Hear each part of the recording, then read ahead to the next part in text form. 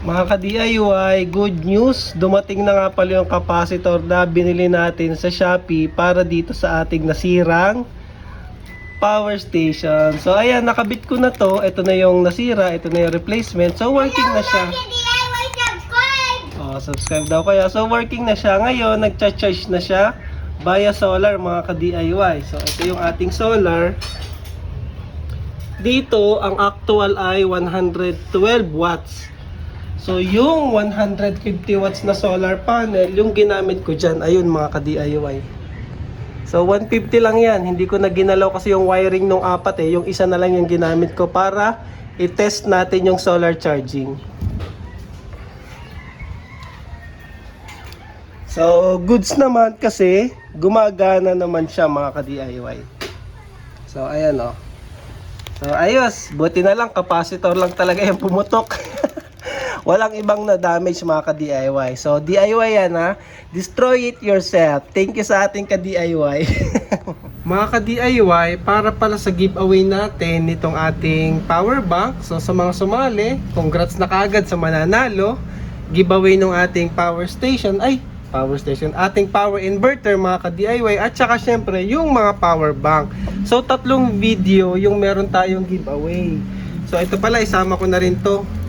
Ito yung isa pang mini power bank na hindi pa rin na-claim. So, isama na rin natin to sa ating giveaway. So, 4 na power bank, isang inverter, at isang mas malaking power bank mga ka-DIY. Ito yung magandang power bank mo, yung may ilaw. Ayun, no? So, kung interested pala kayo sa mga to, ilalagay ko naman yung link sa baba o kaya dito sa screen mismo, YouTube Shopping. So, proceed tayo sa ating giveaway mga ka-DIY. Unahin nating video ay yung para sa power bank. So, alin ba yon? Ito, screen record pala ako mga ka-DIY. Ngayon ay March 12. So, ngayon ko po ginagawa yung ating giveaway. So, mapapanood nyo to sa Wednesday.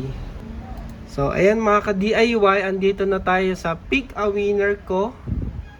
So, punta tayo dun sa mga video natin. So, unahin natin ito. Ito yung sa power bank giveaway. So, mananalo ng 4 na power bank mga ka-DIY. Ito yan, yung 4 na yan. So, kunin natin yung link. Skip natin.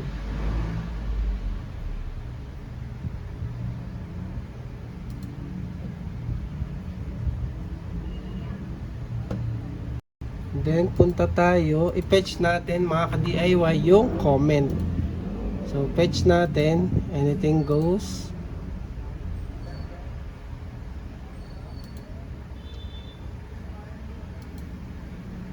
So, ayan. Tingnan natin kung ilang comment. So, 150 comments mga ka-DIY. Pick na tayo ng 4 na winner. So, unang-unang winner ay at June Patupat 1361. Congratulations po sir, nanalo ka ng power bank. Ito muna. So ito yung sa'yo sir. Tapos sumunod naman yung 3 pa. Pick a winner ulit tayo mga ka-DIY. Ayun o, congratulations. Nanalo ka po ng power bank na to. At Lawrence Basco 2352. So sa mga mananalo, message nyo lang po kami sa Shopee ha, para maipadala namin mga ka-DIY. So, another winner tayo. Hello ka-DIY. So, ayun, nanalo ka po at Sanares de la Cruz 1520. So, nanalo ka rin ng power bank, sir. So, isa na lang para sa ating power bank winner. Small power bank winner. So, ayan, pang-4 ay sana akin na lang yan, Lodi. So, ayun, sa'yo na to, sir. Yung mini power bank, hindi yung power station. Nanalo ka po ng mini power bank at Ron's Bars. So, congratulations po, sir. Yan, mga ka-DIY. Proceed naman tayo sa giveaway nito. Yung ating inverter. Sinabay-sabay ko na para isang video na lang. So, next video, mga ka-DIY. Dun sa inverter ay dito po yan sa sumunod na video natin, para dito yan. So ayan, ito yung second video natin. Ang mananalo naman dito ay inverter mga ka-DIY. So copy natin yung link. I-paste natin. Ayan. I-filter natin na 100. para yung mga nag-comment ng 100k subscriber. So exclude na natin yung replies and then continue. So ilan ba? So nasa 400 plus din ata yung comments dito mga ka-DIY. So maraming salamat po sa inyo, no. Konti na lang, malapit na tayo mga 100,000 subscribers. So pick a winner, mananalo po ng inverter. Ayun, no, 100k subs, DIY Pinoy. At Mrs. De Chavez A05. So congratulations po, nanalo ka nitong 400 watts power inverter. Ito ay modified sine wave. So ayan, pwede ka na maggawa po ng basic solar setup. Konti na lang yung kulang. Solar panel na lang tsaka SEC battery. So last video natin mga ka-DIY ay ito. Ito yung ating main video para sa ating review ni Thunderbox Galaxy 1000 Lite. Siya nga pala, sold out to mga ka-DIY. Abang-abangan nyo lang, mga April 20 ata, magkakaroon na ulit ng stock si O2 project. So, naging mabenta kasi talaga siya kasi napakasulit naman kasi talaga ng power station na yun. So, talagang sold out kaagad. Yung 35 pieces niya na sold out agad. So, ayun.